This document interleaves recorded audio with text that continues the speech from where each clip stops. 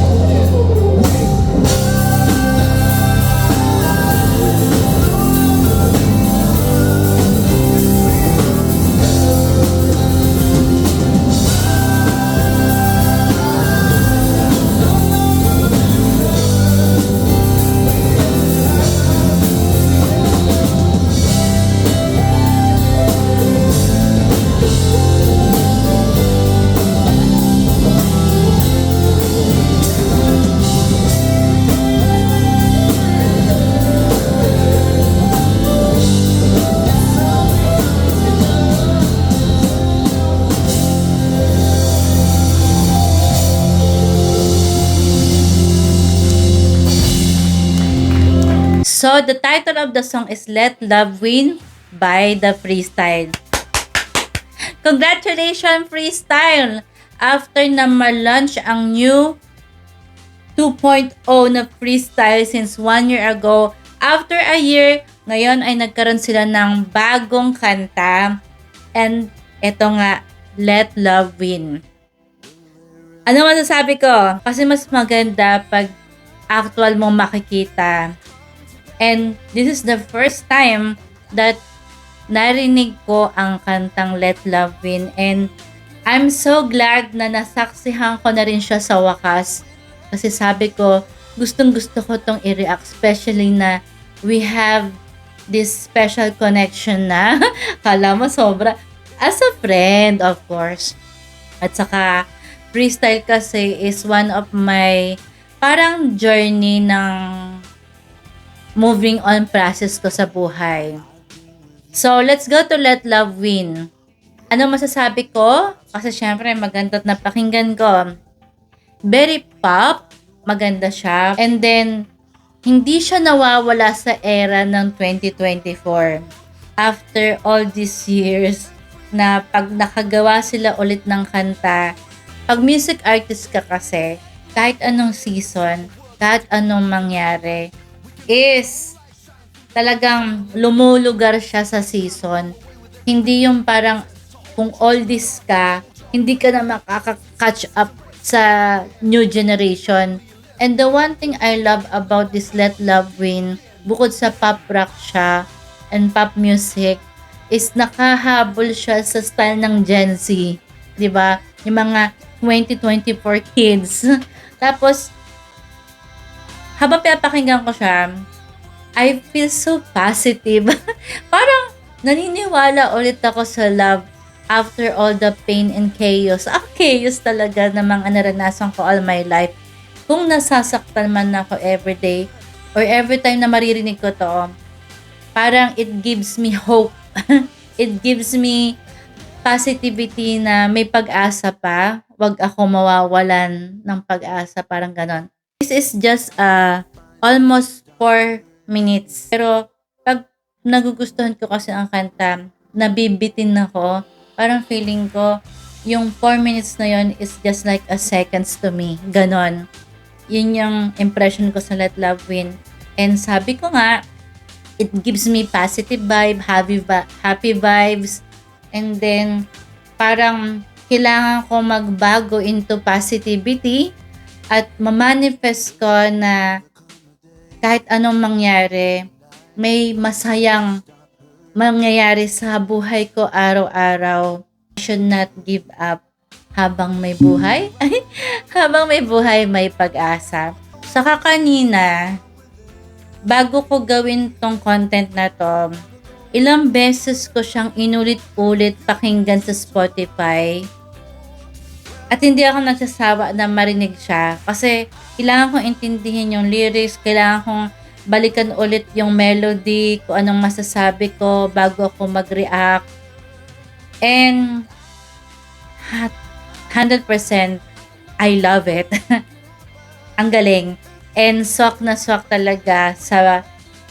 Siyempre, si Top Susara yan eh. Kaya niya lahat ng genre. Ang nagustuhan ko dito at nagulat ako, although nagra-rap din naman siya sa mga kanta niya. Ito yung second time na narinig ko na sa kantang to ay nag-rap ulit siya. Kasi I was thinking na parang okay, pop rock, sige, Gen Z style. Pero biglang, napahanga ako ulit lalo kasi nag-rap pa siya di ba? Ang masasabi ko sa lyrics ng kanta and message, let love win. Whatever may happen, yung war, kasi di ba love and war yan eh. Yun lang naman na magkakalaban eh. Mas panalo at mas nakakaangat ang love kaysa sa war. Kung may war man, kalimutan na yon. Forgive each other, forget everything, let love win. At hindi lang to about sa relationship. It's about everything. Kahit anong kulay mo, kahit anong kasarian mo, human to dog or human to animal, mother to daughter, saka co-workers mo, let love win. Kahit anong sitwasyon, kahit anong mangyari, habang may buhay, always let love win. and everything will follow. Kaya nga naka-white tayo kasi parang pure and starting all over again. Na-inspired ako lalo. Parang kahit na may mga pinagdadaanan tayo everyday. Kunwari lang ha, medyo lutang tayo ngayon. Kunwari, walang purpose ang buhay ko. After hearing this song, parang it give me inspiration to work hard on myself, to move forward. Huwag nang mainis sa mga nangyari kung sino man nakasakit. Kung may mga issue man tayo ng personal, huwag nang palakihin. Deadmahin na. Let go, move on, and move forward. Yun yung para sa akin. At saka, let love win. Hindi ako susuko. Walang urungan. Kahit anong laban ng buhay. Basta may hope tayo everyday. And let's always think positive. And kung ano lang yung gusto natin sa buhay, yun lang yung pakinggan natin. Para everything will follow. Let love win. So, sana meron kayong natutunan. And I promise, pinapromise ko sa sarili ko na simula bukas, I'll always be inspired. And ito yung pangungunahan ko sa lahat. Everything I do, everywhere I go, I see to it na I always put love on it. Diba? So, ang arte ko. Thank you so much. Sana naitaguyod ko ng maayos ang aking point of view about the song na Let Love Win. Congratulations again, Freestyle. Ano kayang aabangan natin sa 2025? At sana kasama na ako sa blessing na yon bilang isang kaibigan. Tapos Sara, I'm so excited with you guys. I'm not going to get tired to support you. Ganyan tayo ka-loyal. Supportado tayo, di ba? Sinusupport natin ng mga saka music is everything. Music is so powerful. Music can heal whatever man ang pinagdadaanan mo sa buhay. Ngayon ko naintindihan ang totoong ibig sabihin ng isang music, isang kanta or isang tugtog mula nung may mga pinagdadaanan ako sa buhay. Kasi isa ito sa nakahil sa buhay ko. Kaya hindi ako party goer ha. Pag gusto ko lang talagang makarinig ng kanta at mga live bands, pumupunta ako. Tapos chill lang, samig apple lang, ganyan. Tapos cropek or popcorn, masaya na ako. So there you have it. Tapos Sara, stay humble as you are. And I do really appreciate you as my friend. My friend na, di ba? At least meron malapit talaga tayo sa mga celebrity, no? Kulang na lang talaga is maging celebrity na rin ako. Napakabait mo, napakabuti nyo. Kaya laging everyday maaliwalas ang inyong aura and everyday may mga blessing na nangyayari sa buhay nyo. Thank you for nagkakilala tayo since 1 year ago. And I do really appreciate all your advices kasi bilang ako as content creator, lahat ginagawa ko talaga ng content kasi yun yung diary ko sa buhay. And I'm very flattered na napansin mo yung mga hugot ko. Kaya nakagawa ako ng book 1 to book 5. And tinanong mo kung hanggang kailan yung book na yon. Sabi ko, hanggang mahanap na natin ang forever, dun mag-i-stop ang ating book season. Happy anniversary sa atin. 1 year na ako as legit na audience sa 19 East at saka friend nito. Okay? I mean, thank you so much guys. Thank you for being so mabait. Simpleng usap and what else? I really do appreciate you guys, especially Top to Sara, for being so kind and humble tuwing nakikita tayo. Kasi I've been a very avid fan of freestyle since many years ago, since you guys started. Kung alam nyo lang, minsan pumupunta ako sa mga concert nyo. Ganyan lang kayo sa eyesight ko na hindi ko na-imagine na after so many years ay magiging friend tayo. So there you have it. I really love this Let Love Win. And lagi niyong tatandaan, kahit ano mangyari, always put love, ha? Para lahat ay magaan ang daloy sa atin ng buhay. Saka blessing. That's it. Bye! Mwah! Happy anniversary. May anniversary tayo. Oo nga, hi! Oo nga, bilang friends, no? Oo. Tama yung sincelebrate ko. So, ano bang Let love message natin? wins. Oo, let love win. Mm. And always mag-iingat.